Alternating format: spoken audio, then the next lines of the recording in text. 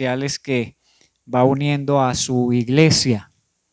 De esto le pedimos que predique un sermón en verso, a ver cómo le sale.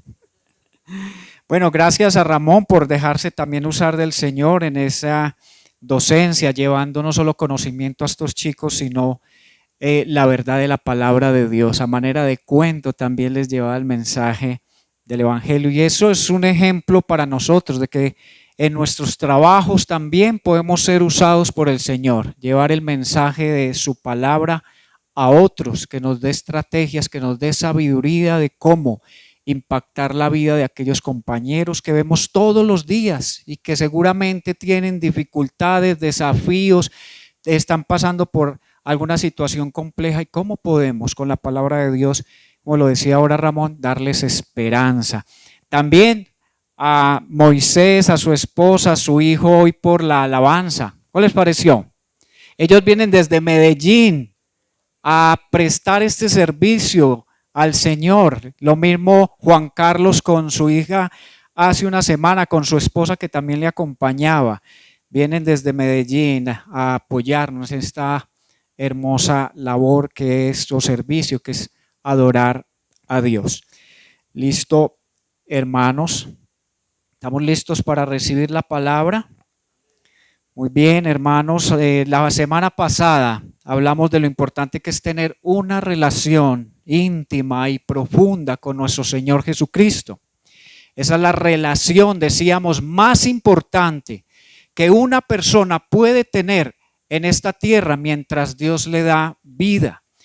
En la Biblia, la palabra verdadera, al referirse a Jesús como la vid verdadera, se usa generalmente para describir lo que es eterno, celestial y divino.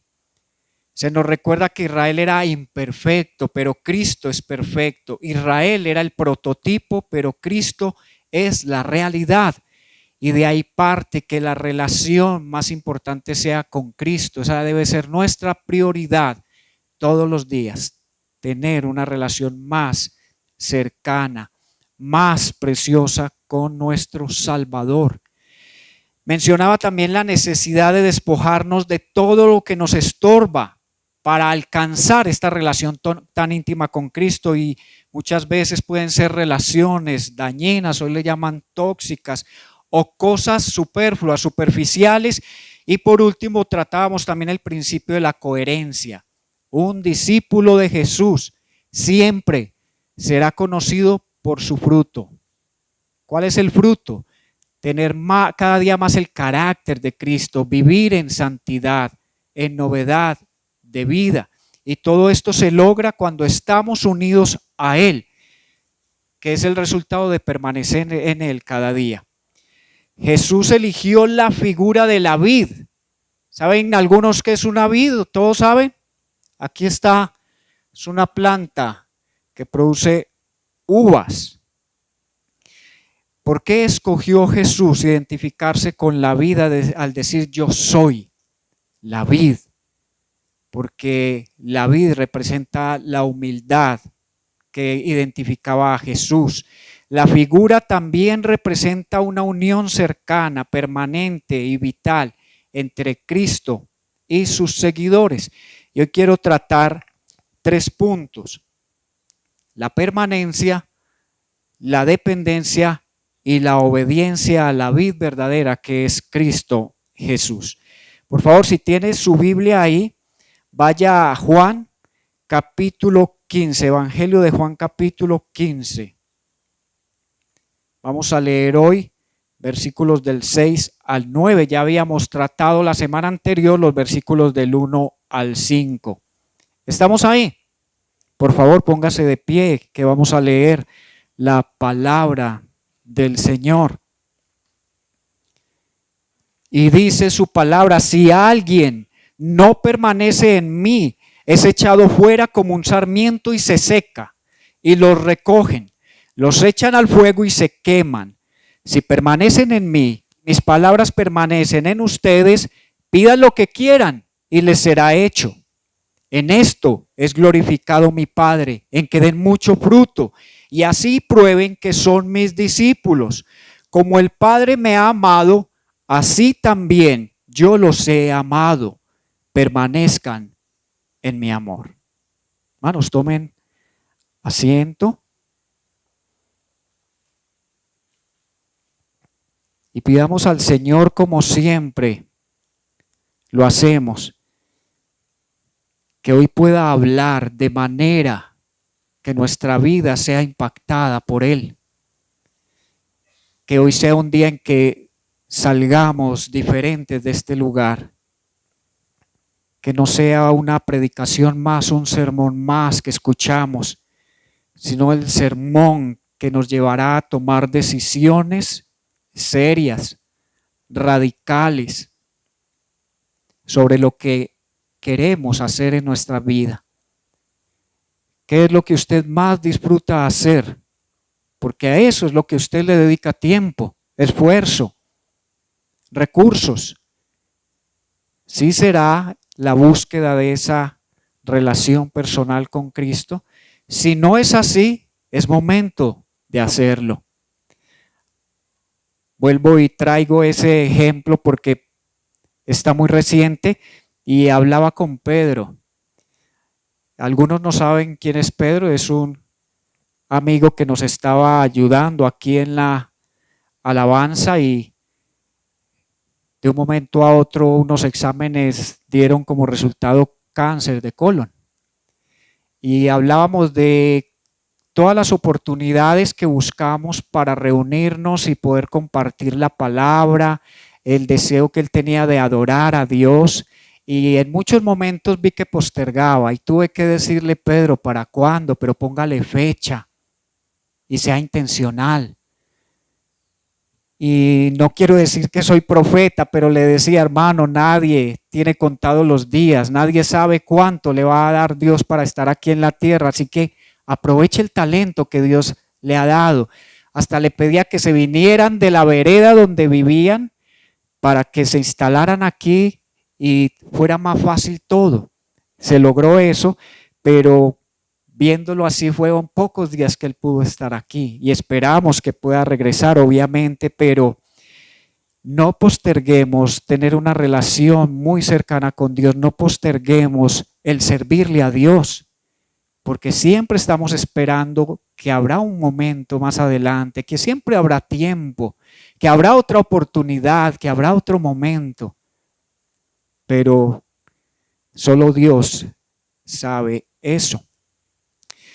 Bueno, hermanos, el título para la enseñanza de hoy es Despojándonos para aferrarnos. Es el mismo título de la semana anterior. Y es interesante que lo que estamos leyendo aquí no solo son las últimas palabras de Jesús, porque al día siguiente iba a entregar su vida en la cruz del Calvario, sino que es la voluntad de alguien que está a punto de morir. Y seguro, cuando usted ha estado al lado de sus padres o de sus abuelos, muchas veces ellos quieren decirle algo que le quede a uno sonando, que uno lo recuerde. Y yo creo que un abuelo, una abuela, un padre, una madre que están muriendo, no le dicen a uno, mi hijo, haga mucha plata. No, siempre están hablando de la familia, piense en su familia, cuide la familia, dedíquele tiempo a la familia, o al menos eso me decía mi abuela antes de morir. Y estas son las palabras de Jesús, y sus discípulos debieron haberla tomado muy en serio, porque eran las palabras que ellos iban a escuchar de Jesús antes de que muriera, resucitara y partiera a la presencia del Señor. Estos capítulos del Evangelio de Juan 13, 14, 15 y 16 son muy preciosos, porque fue en medio de una comida. Fue allí en el lugar, en el aposento alto. Fue después de haberles lavado sus pies, en las que también estaba involucrado Judas. Judas llegó hasta ese punto de la demostración del amor de Jesús por sus discípulos, de lavarles sus pies para que ellos pudieran hacerlo también como ejemplo a otros. Así que el primer punto es el propósito de la permanencia. Y al decirles Jesús, si alguien no permanece en mí, Les estaba dando a entender que algunas personas pueden ser miembros de la iglesia visible por un tiempo, pero se irán alejando de ella y de él, porque no es alejarse de la iglesia. Uno cuando se aleja de la iglesia es porque ya se ha alejado de Cristo primero. Y él sabía que muchos paulatinamente le iban a abandonar porque nunca tuvieron una relación salvadora con él. Su destino es descrito con un lenguaje de condenación. El que no permanece en mí es echado fuera como un sarmiento y se seca, y los recogen y los echan al fuego y se queman. Hay, por ejemplo, textos como Mateo 3:12, si está usted tomando nota, Mateo 25:41, Hebreos 6 del 4 al 8, Judas 7, Hebreos 6 del 4 al 8, Judas 7, Apocalipsis 20:14. Solo voy a leer Mateo 3:12, dice: el Señor tiene el aventador en la mano o su rastrillo y limpiará su era, recogiendo el trigo en su granero. La paja, en cambio, la quemará con fuego que nunca se apagará. Es probable que Jesús tome la referencia de la vid o de los sarmientos, más bien que serán quemados, de Ezequiel 15:1 al 8, cuando determinó que Israel no había dado el fruto esperado por Dios y por eso iba a recibir el juicio de él. Judas 7 también habla acerca del juicio que le vino a Sodoma y a Gomorra, porque fueron ciudades donde se les advirtió el juicio de Dios si no se arrepentían, pero nunca prestaron atención, como muchas personas hoy en día no prestan atención al mensaje del Evangelio. ¿Por qué Israel recibió tantos juicios de Dios? Por su infidelidad. Y quiero abrir aquí un paréntesis. La próxima semana daremos comienzo a la serie de predicaciones sobre el libro de Oseas, donde se habla de una mujer infiel, una mujer adúltera, prostituta, a la cual ese profeta ama con todo su corazón y la busca en todos los lugares donde ella va a tener amoríos, y aún la compra y la lleva a casa y busca todas las formas de que esa mujer se enamore de él. Eso es una imagen de lo que hace Dios constantemente con nosotros, porque somos infieles, nos desviamos, nos alejamos, y Dios constantemente nos está buscando y nos está demostrando cuánto nos ama. No es por nada que Dios a muchos de nosotros nos dé la oportunidad de ser padres. Y cuando uno es padre, solo siente o sabe el dolor que se siente, la indiferencia de un hijo, cuando un hijo empieza a alejarse, a cortar la comunicación, a dejar de verlo a uno como lo veía de pequeño, como un héroe, como el mejor papá del mundo. Y creo que lo mismo ocurre en nuestra relación con Dios. Nos entusiasmamos por Dios por tiempos Dios es grande, por tiempos Dios es lo mejor, pero en otros momentos pareciera que no lo necesitamos para nada, no necesitamos sus consejos, no necesitamos su sabiduría. Aquellos que afirman estar relacionados con Cristo, la vid verdadera, el verdadero Israel, pero no tienen una fe verdadera en Él, no producirán un fruto verdadero, así que por esa razón serán juzgados. En la mente de Jesús, el pensamiento más importante era acerca de su Padre, y eso era lo que lo fortalecía en los acontecimientos que rodeaban su muerte, que ocurriría un día después. Pero también él estaba consciente de que había entre ellos un traidor. Y al lavarle los pies, intentar lavárselos a Pedro y decir: Pedro, no me dejaré lavar los pies. Jesús le dice, si no te dejas lavar, entonces no tendrás parte conmigo. Y Pedro le dice, Señor, entonces no solo los pies, sino las manos y la cabeza. Y Jesús le dice, no es necesario porque ustedes ya están limpios, lavados por la palabra que les he hablado, aunque no todos. Los pámpanos que llevan fruto representan a los 11 discípulos y todos los verdaderos discípulos de la era de la iglesia. Los pámpanos que no dan fruto representan a Judas y a todos los que nunca fueron verdaderos discípulos. A Judas se le entregó las ofrendas que se recogían. A Judas se le permitió ir y proclamar la verdad del evangelio. Se le permitió orar para que los enfermos fueran sanados. Se le dio autoridad para que hablara contra los demonios que poseían a las personas en ese tiempo. Se le dio la autoridad también para que oraran y las vidas de muchas personas fueran restauradas de muchas formas. Judas participó de todo eso. Y vuelvo y repito, participó del momento en que Jesús les demostró su mayor amor y fue lavarles los pies. Una vez, hermanos, que Dios perdona a una persona, queda limpia y no vuelve a necesitar el perdón que otorga la salvación. Un cristiano genuino sí debe limpiarse el polvo y la suciedad de los pies a causa de los pecados diarios, es decir, la actitud de arrepentimiento, de reconocimiento que de muchas formas todos los días estamos fallándole a nuestro Dios. Así que lo que Cristo dio a entender en ese momento es que un hijo de Dios que comete pecado no necesita ser lavado de nuevo, solo debe restaurar su relación personal con el Padre. Pero Judas ni siquiera había sido lavado porque ni era hijo de Dios y Jesús lo sabía. Por eso dijo, no todos están limpios. Judas parecía ser un pámpano de la vida, así como lo eran los otros discípulos, pero nunca llevó verdadero fruto espiritual. Dios nunca fue la prioridad para Judas. Su amor, el amor de Jesús, nunca fue suficiente para él, porque sus ojos siempre estaban puestos en las cosas de este mundo. La avaricia pudo más que la bondad y el amor de Dios a través de Cristo hacia él. Y por eso hubo un momento en que Dios finalmente lo quitó.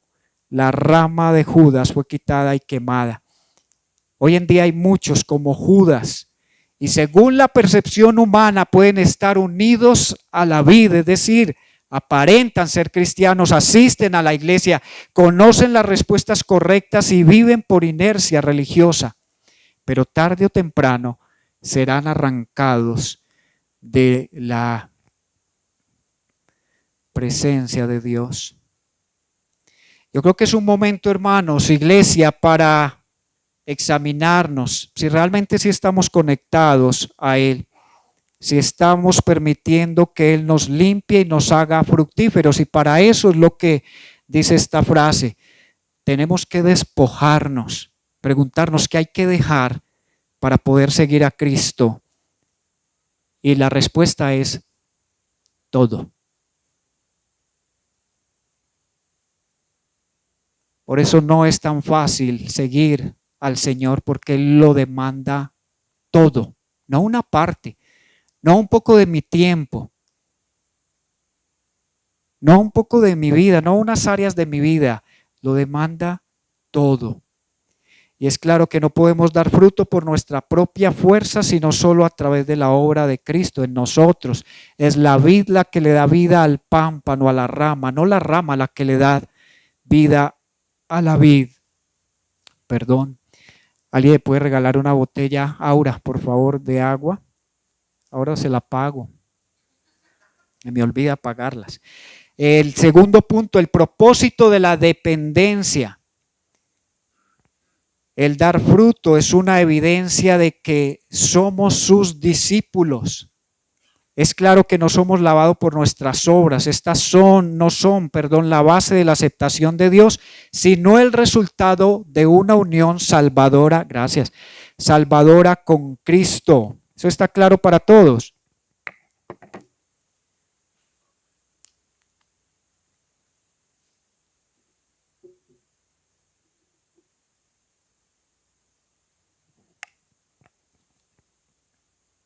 Que Dios no nos acepta por quienes somos, porque si fuera por eso no nos aceptaría nunca.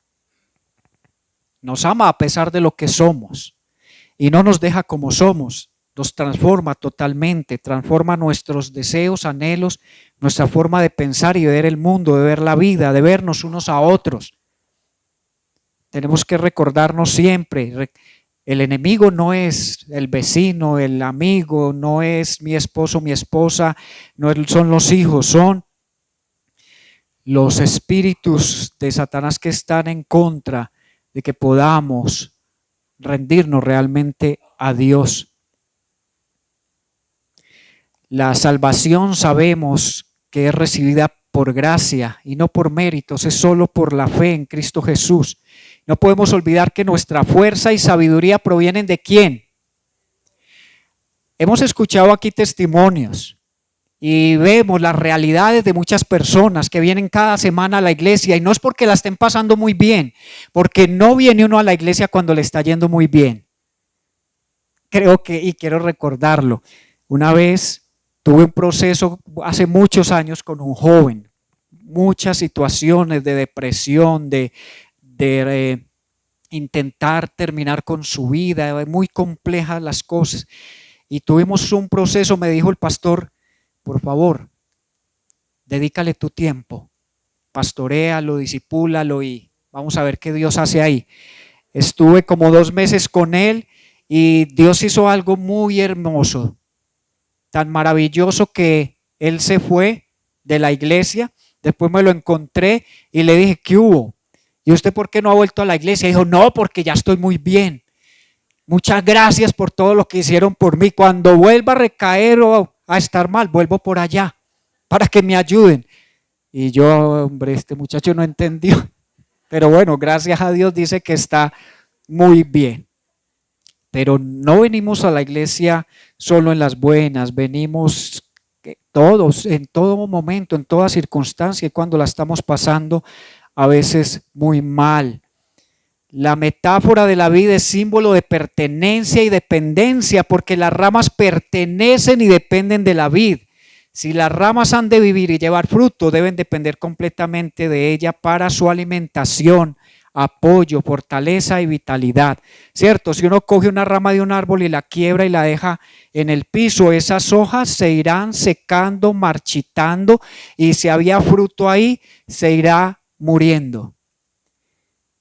Igual pasa con nosotros cuando no permanecemos en Cristo. Eso se notará de alguna forma. Debemos preguntarnos si verdaderamente estamos cultivando una relación con Él. Si estamos, hermanos, pasando suficientemente tiempo en oración para escuchar su consejo. Si estamos leyendo su palabra para saber su voluntad para nuestra vida ahora, en este tiempo. Estamos dependiendo de Él para nuestra fuerza y sabiduría, porque estamos empezando un año y muchos queremos empezarlo bien, hacer las cosas bien. Tal vez usted viene de un acontecimiento difícil el año pasado y este año dice, yo quiero hacer las cosas bien a la manera de Dios, yo quiero cambiar, yo quiero que mis padres, no sé, o mis hijos se sientan orgullosos de mí, quiero buscar a Dios primeramente y quiero darles ejemplo de muchas formas. Tiene que meterse en oración, tiene que escudriñar la palabra de Dios, tiene que buscar consejo de hermanos, debe congregarse, debe empezar a pedirle al Señor que le ayude a adorarlo, a expresar lo que hay en su corazón en canciones, que es lo que hacemos aquí cada semana. No cantamos por cantar. Las canciones no es un relleno del domingo. La prioridad es exaltar a Dios y eso lo recuerda siempre el Padre Nuestro. Santificado sea tu nombre. Cuando cantamos queremos honrar y santificar el nombre de nuestro Dios. Recuerdan que Jesús, eso lo leímos la semana pasada, él dijo, yo soy la vid y mi padre es ¿qué? El labrador. Ese labrador tiene un cuchillo y un cuchillo para podar. Ese cuchillo representa la palabra de Dios. Es con la palabra de Dios que el Señor nos poda. Nos dice qué nos sirve, qué no le agrada y qué debe ser retirado.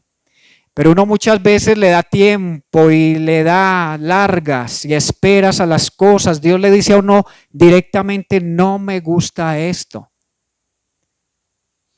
Y uno, Señor, pero yo lo voy a dejar, pero deme tiempo. Déjeme, yo me fumo los últimos cigarrillitos, yo me tomo los últimos whiskycitos y yo salgo otros días con esta que no es mi esposa y después la dejo. La poda es necesaria en nuestra vida espiritual. El Padre remueve los pecados y las cosas superfluas, que limitan nuestra fertilidad. Y una de las mejores formas de limpiarnos es permitir que a nuestras vidas vengan sufrimientos y problemas.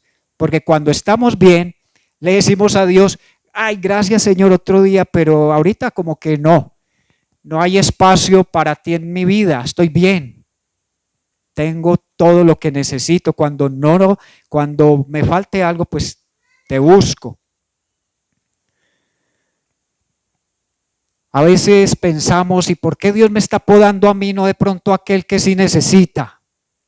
Debemos aprender que Dios sabe lo que está haciendo. Podría parecer que somos la única rama que Dios está podando. Los sufrimientos y pruebas pueden tomar formas diferentes. Vienen a veces en formas de enfermedad, dificultades, pérdida de posesiones materiales, persecución, calumnias de los incrédulos, divorcios, muerte de seres queridos, inconvenientes en una relación. Podría ser una combinación de dificultades. Sin embargo, cualquiera sea el método, la poda espiritual reduce nuestro enfoque y fortalece la calidad de nuestro fruto. Nos lleva a despojarnos, a desprendernos, a desapegarnos, a darnos cuenta que el verdadero amor y la verdadera relación que debemos cuidar y que debemos cultivar y a la que le debemos prestar atención es nuestra relación con Dios, porque Él es el único fiel. Él es el que ama verdaderamente con un amor puro, sincero, santo. Y eso lo entendemos cuando alguien nos abandona. Recordemos que nuestra relación con Cristo es la base de nuestra fe. Y cuando obedecemos al Señor, en medio de la prueba no solo somos fructíferos, sino una cosa. Le damos la gloria que solo Dios merece. Amén. Recuerde que el fruto que Dios espera es fruto de santidad. Así dice la Biblia, la voluntad de Dios es vuestra santificación. Es decir, que cada día aborrezcamos más todo aquello que a Dios no le agrada. Y si es una relación, darle punto final. Si es un pecado escondido, oculto, es darle muerte lo antes posible. Debemos permanecer, depender y obedecerle siempre. Él nunca nos soltará, nunca nos dejará, porque para eso dio su vida en una cruz y derramó su sangre, para que nunca volviéramos a alejarnos de Él. Nos alejamos en el Edén a causa de las mentiras de Satanás y Cristo vino para decirnos y mostrarnos las trampas, las mentiras del diablo. Y que no nos soltemos más ni nos alejemos de Él. Para ir cerrando, otra pregunta: ¿estamos dispuestos a obedecer a Cristo en todas las áreas de nuestra vida? ¿Estamos dispuestos a hacer lo que Él nos dice, aunque sea difícil e incómodo, aunque no parezca sensato? Porque Dios nos pide hacer cosas que no parecen muy sabias. El evangelio es locura para los que se pierden. Nunca al mundo le parecerá sensato, sabio, cuerdo lo que Dios pide. Parece locura, pero a Dios le ha placido traer a los perdidos por medio de la locura de la predicación. Muchos escucharán predicaciones y dirán: qué tontería, qué babosada. Y esa babosada es la que Dios usa para salvar a los que ahorita están bajo el juicio y la condenación de Dios. Hermanos, somos una iglesia que tiene como visión profundizar, comprender y enseñar la palabra de Dios como la única verdad, no hay otra. Y hasta que usted no tenga eso claro y no sea consciente que la única verdad que usted hallará en este planeta es la palabra de Dios, siempre andará dando tumbos y perdido. Nuestro propósito no es solo conocer a Dios, iglesia, sino amarlo, obedecerlo y servirle. Nos esforzaremos por ser una iglesia que no solo entiende el mensaje del evangelio, sino que lo vive y lo difunde permanentemente. No podemos callarnos. El tiempo que falta es corto. Jesús dijo: me voy, pero vendré pronto. Por eso el libro de Apocalipsis cierra diciendo: ven Jesús, ven Señor, pronto.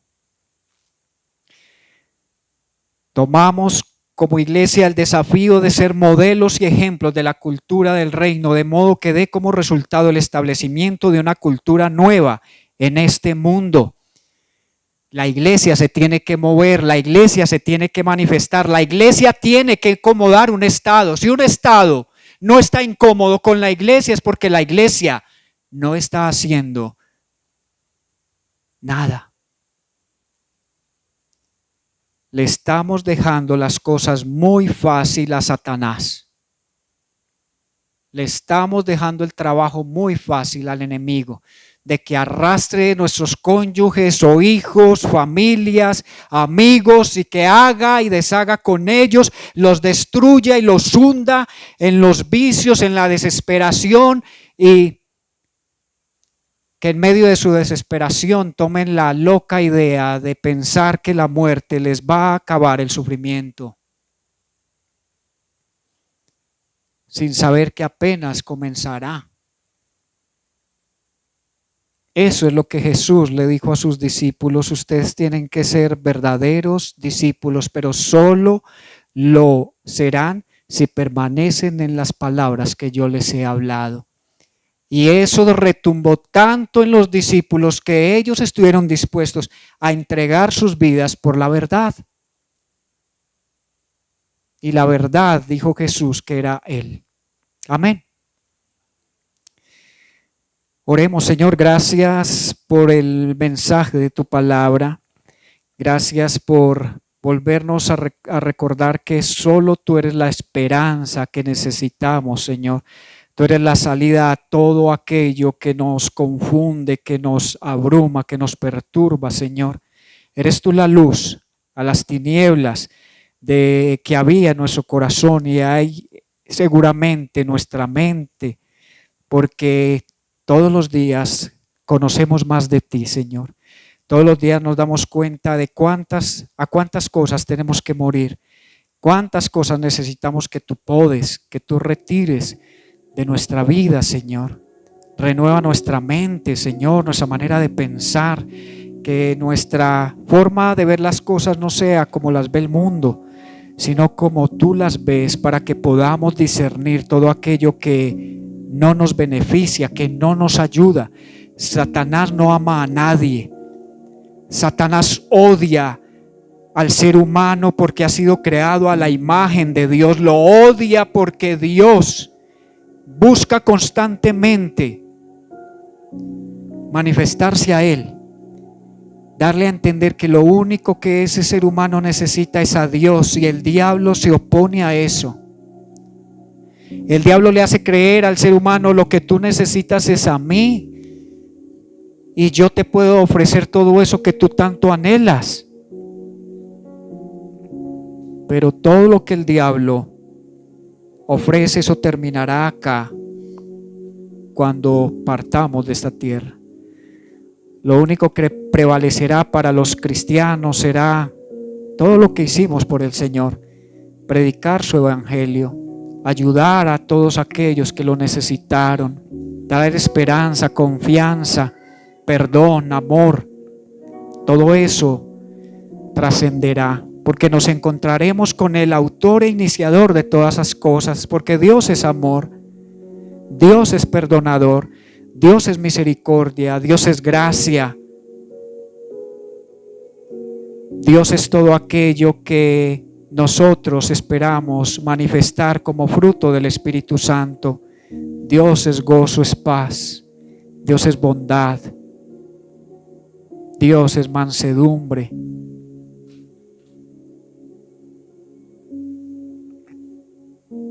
Tú eres precioso, Señor, y haznos recordar que tú debes ser suficiente para nosotros, que no necesitamos más, Señor, que cuando nos acercamos a ti la búsqueda habrá terminado.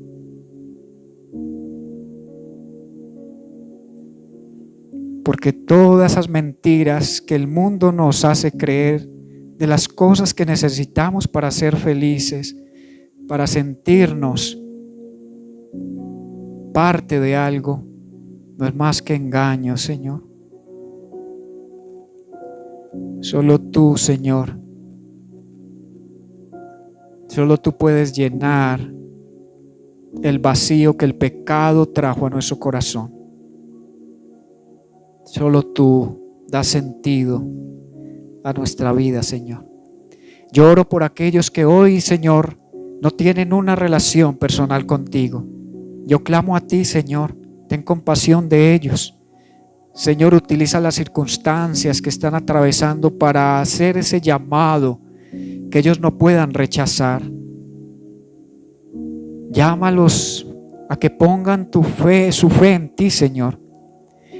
Llámalos a reconocer sus pecados, a arrepentirse de corazón de ellos, Señor, y buscar la reconciliación contigo, Señor. Llénalos de tu Espíritu Santo, Señor, para que ellos puedan entender lo precioso que tú eres, Señor, lo maravilloso, lo grande, lo perfecto y lo poderoso que eres, Señor. Oramos en el nombre de Jesucristo, Jesús, para que esto ocurra hoy. Haz milagros de conversión, Señor, esta mañana en este lugar. Y a aquellos que ya nos has llamado, Señor, síguenos edificando en tu palabra. Sigue fortaleciéndonos, Señor, para hablar con denuedo la verdad de tu palabra, para no callarnos, para no avergonzarnos. Como decía Pablo, porque no me avergüenzo del evangelio, porque es poder de Dios para salvación de todo aquel que cree. Recibe la gloria, Señor, siempre. Amén. Hermanos, ¿qué tal si ponemos en pie para cantarle a nuestro Señor? En el recibimiento de esta predicación y de que Él ha hablado a nuestro corazón. Y es que como el Padre nos ha amado, así es el amor de Cristo. Entonces cantemos a nuestro Señor del amor de Cristo y de la profundidad de ese amor. Cantemos a nuestro Señor.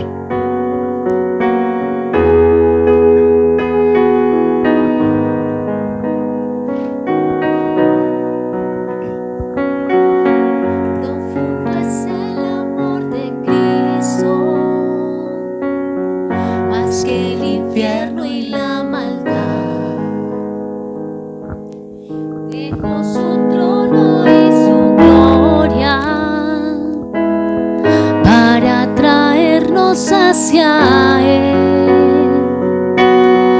Más ancho es el amor de Cristo que el foso que nos separó. las tinieblas, solo en Él hay salvación.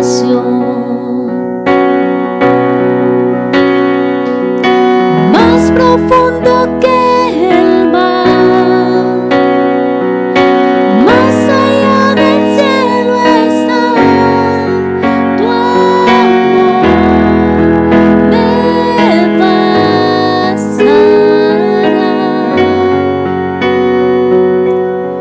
Más fuerte es el amor de Cristo que mi enemigo más feroz. Me sostiene en la tormenta, las aguas no me cubrirán. Me guiará el amor de Cristo en el más hondo valle aquí. Me pastoreará por siempre, guarda junto a Él. Más profundo, vamos iglesia a decir, más profundo que el mar, más allá del cielo está tu amor, me bastará. Más fuerte que la tempestad,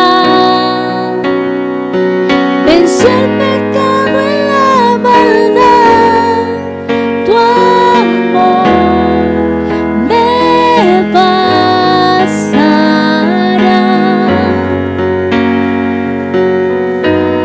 Tu amor es grande, Señor. Es incomprensible, Dios, para entender lo que hiciste en la cruz por nosotros. Gracias, Señor, por ese amor precioso que hoy has derramado en nuestros corazones a través de tu palabra. Vamos, más dulce una vez más. Más dulce es el amor de Cristo, mientras más cerca estoy del fin. Disfrutaré su amor por siempre, ante su trono estaré.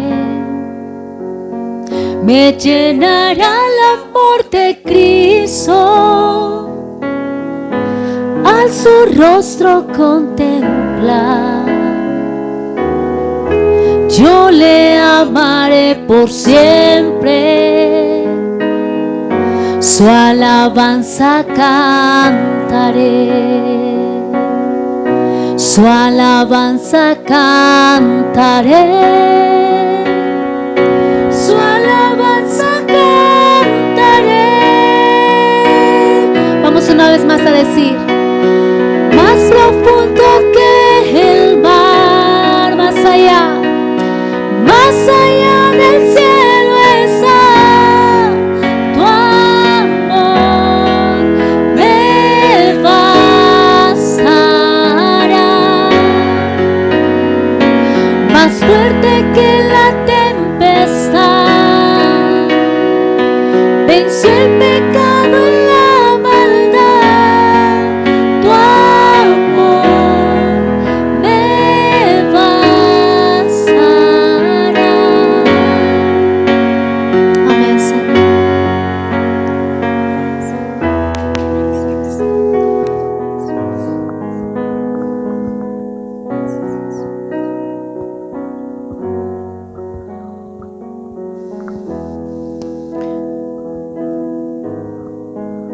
Podemos sentarnos una vez más,